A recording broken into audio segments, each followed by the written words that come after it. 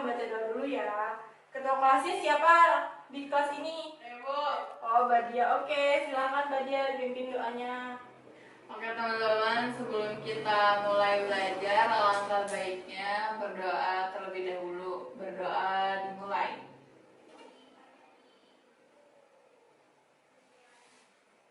Berdoa selesai, ucapkan salam. Assalamualaikum warahmatullahi wabarakatuh. Waalaikumsalam warahmatullahi wabarakatuh.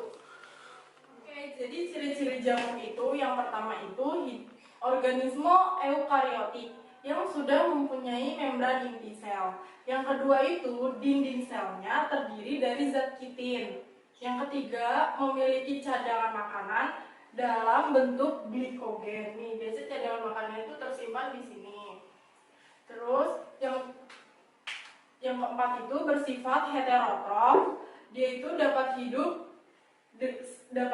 di segala tempat. Terus dia itu juga saprofit. Biasanya reproduksinya itu aseksual dengan pembentukan kuncup. Ini tuh biasanya ada kuncupnya. Kalian tahu kan yang jamur yang masih muda itu atasnya kan masih kuncup-kuncup gitu kan. Nah, itu secara aseksual. Nah, yang kedua itu secara seksual. Seksual itu pembentukannya spora berupa zigospora. Itu tuh berupa spora yang ada di bawah-bawah ini, bawah tudung jamur itu.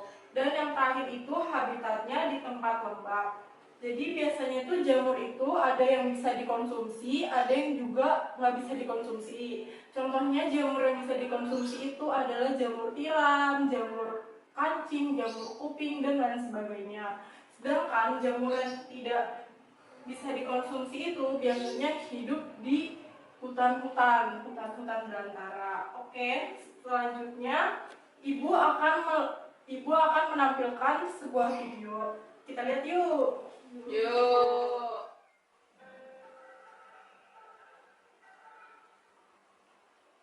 We all have noticed the cottony growth on a stale piece of leftover bread.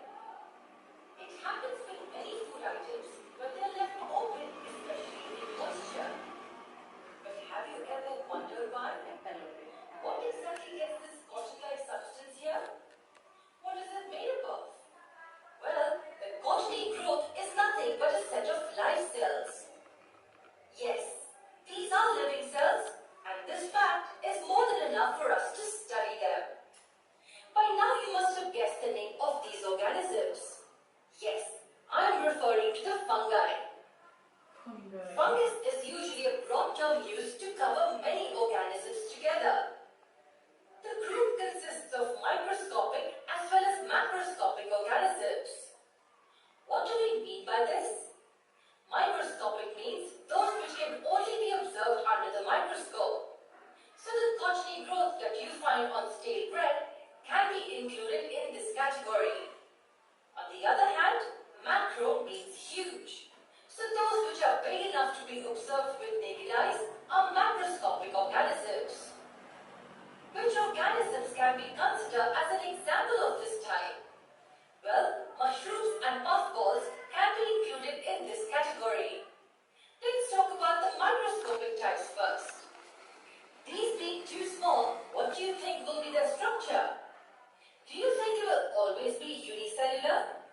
Well, not all. Only a few types like yeast are unicellular, whereas others, in spite of being microscopic, are multicellular in nature. The unicellular forms exist as one single cell which performs all the activities efficiently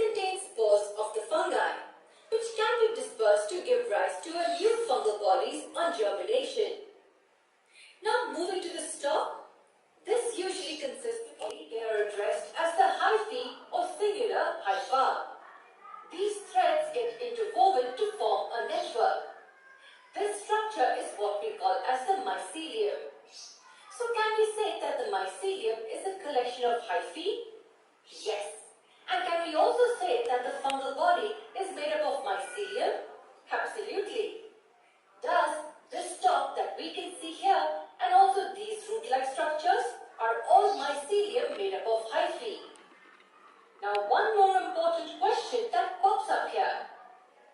Are these hyphae made up of one continuous tube, or they are made up of smaller sections? Let's zoom in further to know this. Some fungi have hyphae that have partitions. These partitions, as we can see here, are called as the septa or singular septum. So such types of hyphae are called as septate hyphae. Now, can you guess the next type? They will be without the septum. In many fungi, you find no partitions in the hyphae. These are called as aseptate hyphae. Another name for such type is cenocytic hyphae. Now, you may wonder as to why the structure of these hyphae is so important to us. What could be their possible function? Well, apart from forming the entire body of the fungi, these help in many ways. Hyphae are ideal for absorbing nutrients from the surrounding food source. Precisely, the tip of these hyphae release enzymes that bring about digestion of food outside the body. After breakdown, these nutrients are absorbed directly by the hyphae and are passed to various parts of the fungal body. If the hyphae are aseptate, then the nutrients can be directly passed. However, in septate hyphae, the case is different. The septa have small pores which allow passage or even exchange of substances. The hyphae are also known to contain cytoplasm and a few important organelles. And most important is the presence of nuclei inside them. Thus, the genetic material of the fungus is locked in these hyphae. For all these reasons, the hyphae are important to us while studying the fungi. Well, this was the multicellular structure of fungi. But this is what we observe under the microscope, right? So will the huge macroscopic structures that we see in case of mushrooms have a similar internal structure or something different? Think for a moment. Well, astonishingly, these also have a similar internal structure. So the body of the mushroom will also be made up of mycelium. Similar to the microscopic ones, even this mycelium will be made up of interwoven hyphae. So we may find slight modifications in these different types of fungi, but the basic structure remains the same. Well, you may wonder as to why we need to study about these fungi. What is their importance? Let me explain. There are several important roles that fungi play in ours as well as other organisms' lives. Some of them include forming a symbiotic relation with plant roots. Symbiotic means a mutual give and take relation. So both organisms, the plant as well as the fungi, are benefited in some or the other way. Secondly, helping us with many medicinal important products. Do you know any such product obtained from fungi? Of course you do. You are familiar with the antibiotic penicillin? This is obtained from the fungi of genus Penicillium. Similarly, many of the foods that we relish, including bakery items and cheese, are all a gift of various fungi to us. So don't you think studying them is important for us? That is the reason why we have a complete branch of microbiological studies dedicated for studying fungi exclusively. This is called mycology, where mycos is fungi and logos is study. Well, this was about the fungi. Do you remember the next type of microorganism we mentioned? Oke. Jadi kalian udah paham tentang video tadi? Apa? Jadi jamur itu dibagi dua kan? Ada yang makroskopis sama yang mikroskopis. Yang makroskopis tadi yang bentuknya apa? Gede-gede kayak jamur tiram, jamur kuping, jamur kancing kayak gitu. Kalau yang mikroskopis itu biasanya di mana tadi? Di tempe itu jamur yang mikro, terus di roti biasanya roti yang ada jamurnya hitam kan biasanya, nah itu mikroskopis. Nah, kalau himeliumnya yang tangkai-tangkainya ini, biasanya kalau yang mikroskopis itu dia himeliumnya itu tipis-tipis seratnya, sedangkan kalau yang makroskopis itu dia seratnya lebih tebal. Selanjutnya ibu di sini akan membagikan kalian LKM. Nah, di LKM ini udah ada nomor petunjuknya. Nanti kalian isi di bagian belakang nomor 1 itu apa, tulis sama fungsinya juga ya, beserta fungsinya. Selanjutnya kalian nanti isi di papan tulis ini bagian-bagiannya. Udah paham? Paham, Bu. Oke. Ibu bagiin ya.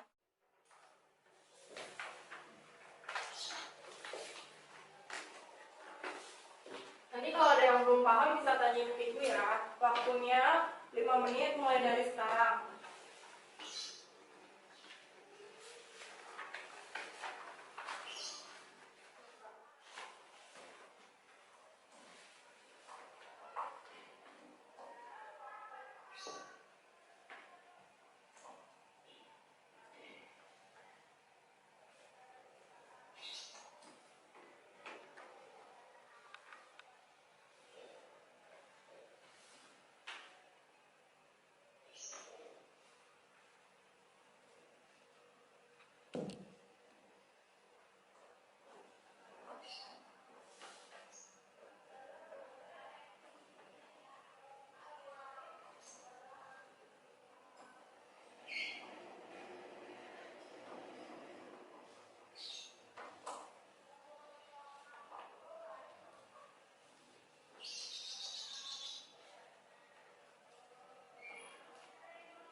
Gimana? Udah ngerjainnya?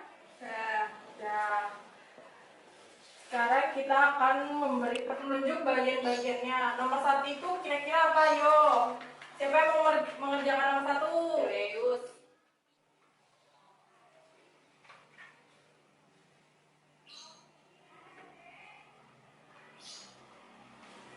Ya. Sebutkan fungsinya. Disebutin aja, nggak lupa dijelasin ke teman-temannya. Gak apa-apa. Fungsi piles itu adalah bagian yang ditopang oleh stit atau bagian bawahnya yang mengandung bilah-bilah. Ya, oke. Benar. Siapa selanjutnya nomor 2 yang mau mengerjakan? Saya, Bu. Oke, silakan. Terus apa fungsinya? Fungsinya bagian yang di bawah tudung berbentuk helaian bilah-bilah. Ya, betul. Selanjutnya nomor 3. Siapa yang mau mengerjakan nomor 3? Saya, Bu. Oke, ayo maju.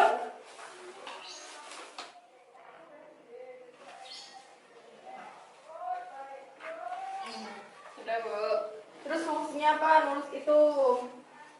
Fungsinya adalah bagian yang melingkari tangkai yang berbentuk seperti cincin. Ya, betul. Dan selanjutnya nomor 4. Siapa yang mau mengerjakan nomor 4? Saya, Bu. Oke, sekarang maju.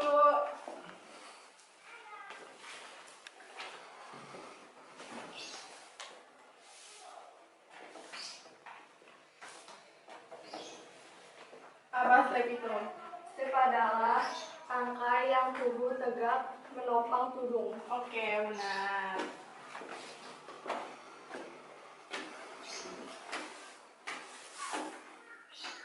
Kalian kan tadi sudah menyebutkan bagian-bagian dari jamur ini kan, beserta fungsinya. Jadi peleos itu biasa disebut dengan tudung jamur yang bentuknya itu seperti setengah lingkaran. Sedangkan yang sekat-sekatnya ini biasa disebut dengan lamela, di mana sporofit biasanya tumbuh dan berkembang di daerah sini.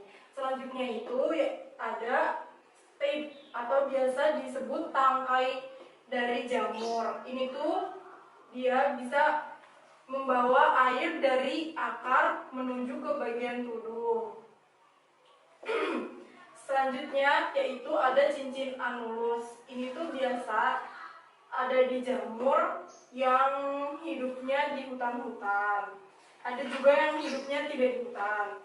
Oke, tadi kan Ibu sudah menjelaskan bagian-bagian dari jamur ini kan. Selanjutnya ada yang ingin memberikan kesimpulan dari kajian hari ini? Saya, Bu. Oke, silakan Bayu. Ciri-ciri jamur itu ada multiseluler dan uniseluler.